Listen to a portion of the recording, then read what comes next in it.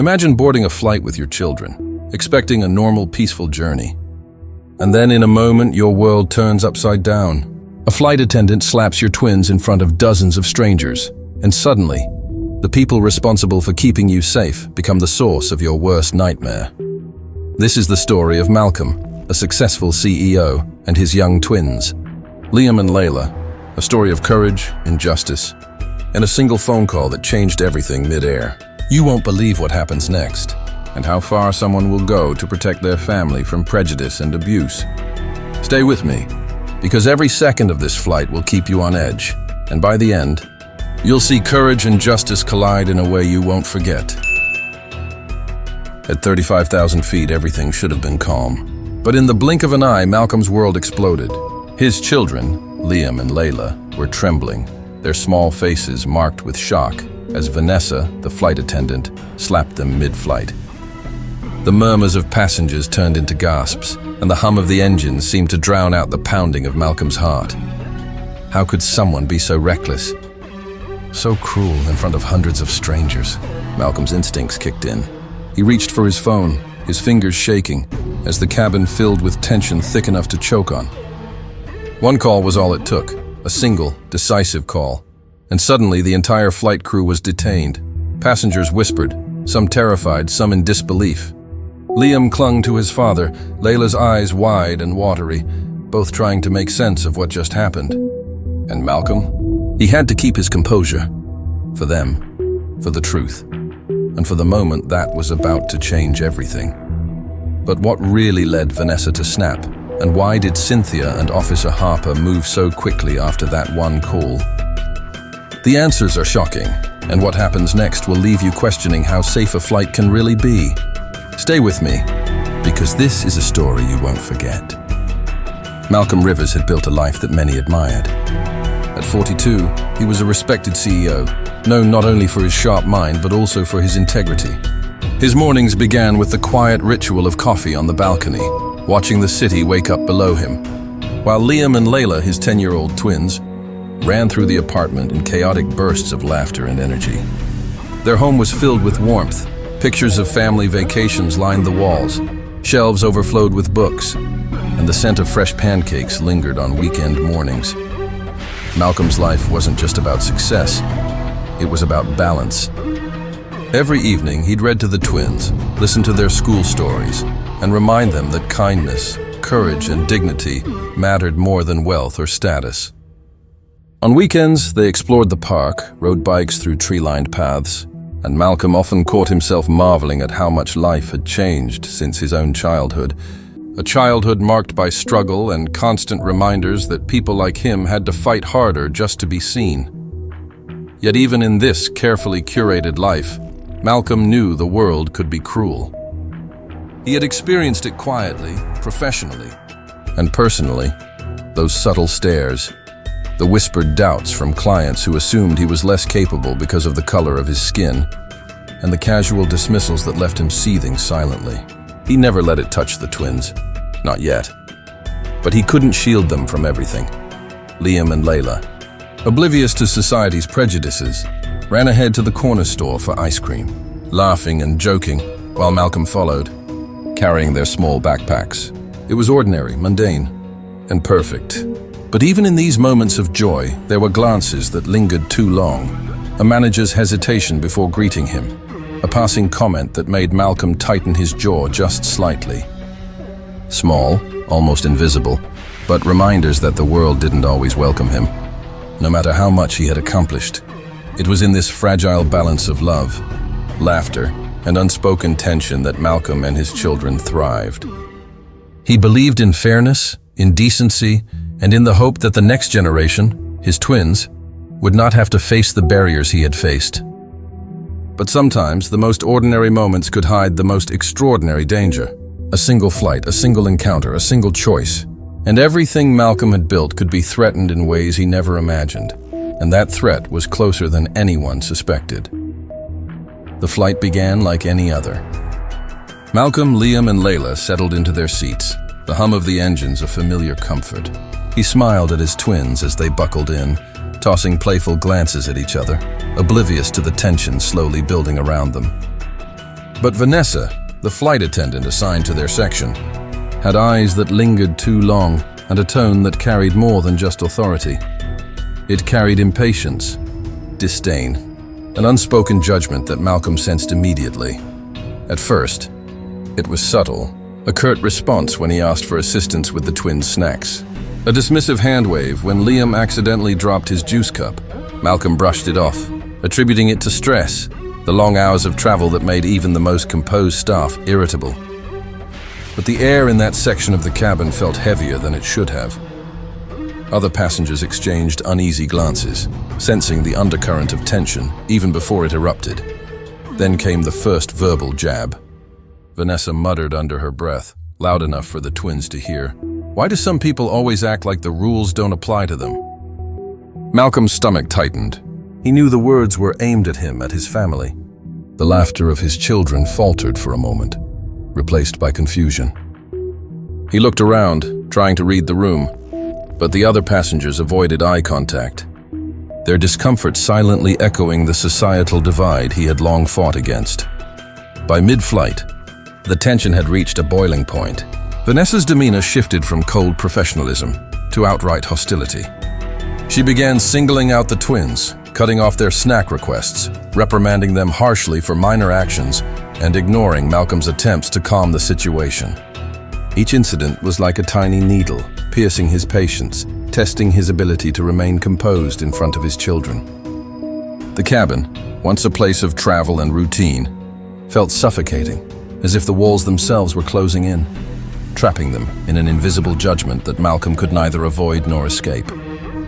Other passengers whispered, some in sympathy, others in judgment, their murmurs magnifying the humiliation. Malcolm's face burned with frustration, but he kept his voice measured, explaining to the twins that some people are mean for no reason and that they must always hold their heads high. Inside, however, his rage was a storm, tempered only by the responsibility of keeping Liam and Layla safe. Then it happened. A sudden shove, almost imperceptible to the untrained eye, but enough to jolt Liam backward in his seat. Layla cried out and Malcolm's instinct snapped. He rose, his hands steady but his heart racing. "What did you do to my children?" he demanded, his voice carrying authority that silenced murmurs across the cabin. Vanessa's face hardened, her expression a mask of feigned calm, but the gleam of hostility in her eyes betrayed her true intentions. Passengers began to take sides, some capturing the unfolding drama on their phones, others leaning forward, unable to turn away. Malcolm's mind raced. He knew this wasn't just a matter of poor service. It was something deeper, more dangerous. Prejudice had taken physical form, threatening his children in the most public, vulnerable setting imaginable. And yet, he remained calm enough to act strategically, aware that one wrong move could escalate into chaos. Frustration turned to determination. Malcolm reached for his phone, hands trembling slightly, and dialed a number he rarely had to use. A single call that could change everything. But Vanessa noticed, and her smirk disappeared, replaced with a dangerous tension. The crew noticed too, glancing at each other nervously. The calm professionalism that airlines prided themselves on was fracturing under the weight of one man's demand for justice. And then the unexpected, the first murmurs of authority entering the cabin. Cynthia, the airline manager, and Officer Harper appeared in quick succession, moving with an efficiency and urgency that sent a ripple of anticipation through the passengers. Malcolm's heart pounded. He didn't yet know if they would act in his favor or let the injustice continue.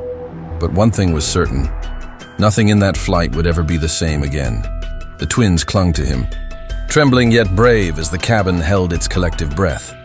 Every eye was on Malcolm, on Vanessa, and on the unfolding storm of accountability. Would justice reach them mid-air, or would prejudice win this moment? And as the first steps of confrontation began, Malcolm realized the fight was far from over. It had only just begun. The cabin was electric with tension. Malcolm's pulse hammered in his ears as Vanessa's hostility escalated into something uncontainable. What had begun as subtle prejudice had erupted into outright aggression. The twins, Liam and Layla, sat frozen, their small hands gripping the armrests as Vanessa moved closer, her tone sharp, her eyes cold. "You think you can just ignore the rules?" she spat, her words cutting deeper than any physical strike could. Malcolm's chest tightened. This wasn't just rude behavior. It was blatant, targeted injustice, displayed for everyone in the cabin to witness. A sudden slap landed on Liam's cheek. The sound echoed in the confined space, silencing nearby passengers. Layla screamed, her tiny voice shattering the fragile calm. Malcolm's world constricted to that moment. One look at his children, one glance at Vanessa, and the floodgates of years of restraint burst open. He moved with precision, a mixture of fury and protective instinct, stepping between his twins and Vanessa. "Enough!" he barked, his voice reverberating through the aisle. The cabin seemed to hold its breath. Vanessa didn't back down. She straightened her uniform like a challenge, her lips curling into a defiant smirk. The confrontation had escalated beyond a simple altercation. It was now a battle of authority, of morality, of justice in a world that often refused to recognize the humanity of people like Malcolm. The murmurs of passengers intensified, some pulling out phones to capture every second, others craning their necks, captivated by the unfolding drama. Malcolm took a deep breath, trying to steady his rage. Every cell in his body screamed to retaliate, to fight physically, but he knew the stakes. This wasn't just about Vanessa. It was about sending a message that prejudice and abuse would not go unanswered, that his children's dignity mattered. He dialed the number he had prepared for emergencies, his fingers shaking slightly, but his resolve unbreakable. Seconds felt like hours as the call connected. Cynthia, the airline manager, answered, her voice calm but commanding. "This is Malcolm Rivers. My children have been assaulted, and the crew is refusing to take responsibility. I need immediate action." The response was swift and decisive. Within moments, the cabin door opened, and Officer Harper stepped in, authoritative and deliberate. The crew froze, their earlier arrogance replaced with unease. Malcolm's heart raced, his anger mixing with relief. But he knew the climax wasn't over. The confrontation was just beginning. Harper's presence was a turning point, the tipping point where the scales of justice could finally balance, but not without resistance. Vanessa and the other attendants exchanged panicked glances, their carefully constructed control slipping. Malcolm held Liam and Layla close, whispering reassurances even as his own hands shook. Passengers leaned forward, drawn into the human drama, witnessing a father fight not just for rules, but for the recognition of his children's rights, his dignity, and the principle that no one should ever be humiliated because of the color of their skin. Then it happened. Harper's voice cut through the tension like a blade. "You're all being detained until we sort this out." The words hit like thunder. Vanessa's smirk vanished, replaced with a stunned disbelief. Malcolm felt a surge of vindication, but the adrenaline didn't subside. He knew this was only the beginning. The true reckoning was yet to come. Liam and Layla clung to him, their small bodies trembling, but there was a spark of understanding in their eyes. They realized their father had not just protected them physically, he had stood up to injustice, shown them the courage and strength it takes to fight a system that often turns a blind eye. Malcolm's jaw tightened as the detained crew were escorted away, the hum of the engines now drowned out by the echo of authority, accountability, and tension. The passengers whispered, some in awe, some in shock. Phones recorded every second, social media moments away from igniting outrage and debate. Malcolm, still holding his children, looked around the cabin, meeting eyes that now reflected recognition, respect, and perhaps guilt. This moment, a single flight, a single act of courage, had transformed into something larger than himself. It was no longer about the slap, or even the crew. It was about standing up to prejudice wherever it hides, showing that courage and integrity can ripple through even the most hostile environments. But even as relief washed over him, Malcolm knew one thing: this confrontation, as shocking and decisive as it was, would echo far beyond this flight. There would be repercussions, questions, and challenges ahead. Vanessa's actions were only a symptom of a broader issue, and the world outside that cabin wasn't suddenly fair or just. He held Liam and Layla a little tighter, their eyes still wide but beginning to calm. "We're safe now," he whispered. Though a part of him knew the real battle, the one against prejudice, injustice, and societal denial, was just beginning. And as the plane continued its journey, Malcolm realized, sometimes, the most ordinary moments, boarding a flight, sitting in a seat. Protecting your children can become extraordinary acts of courage. But the question lingered, heavy and unresolved. Would the world truly recognize their fight, or would they be forced to fight it again, elsewhere tomorrow? The cabin was quiet now, but the tension still lingered like a heavy fog. Malcolm sat back in his seat. Liam and Layla nestled close, their small hands still clutching his. The adrenaline that had fueled every word, every command, and every action was slowly ebbing, replaced by a profound exhaustion. The ordeal wasn't just a confrontation with Vanessa or the crew. It had been a confrontation with the very real prejudices that existed in the world around them. Officer Harper and Cynthia had ensured the detained crew faced immediate questioning, and though the passengers whispered among themselves, many were silent, reflecting on what they had just witnessed. Malcolm realized the story of this flight wasn't confined to the cabin walls.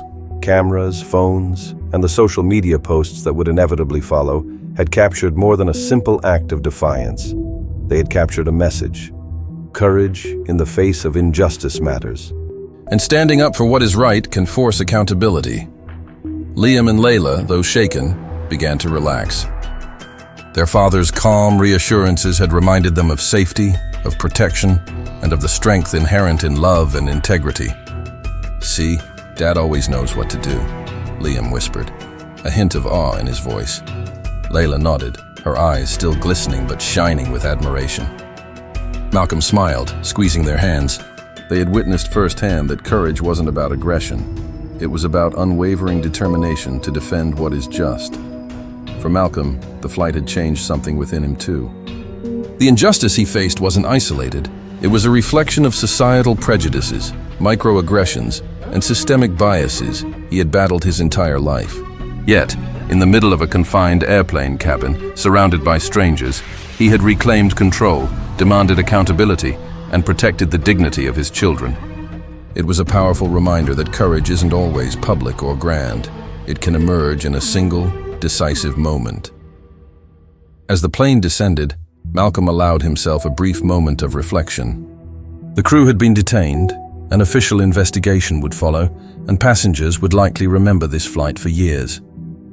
But more importantly, Liam and Layla had learned a lesson far beyond any schoolbook. They had learned that injustice should not be ignored, that one voice can matter even in the face of institutional resistance, and that courage often begins with standing firm in the moment you most want to flee.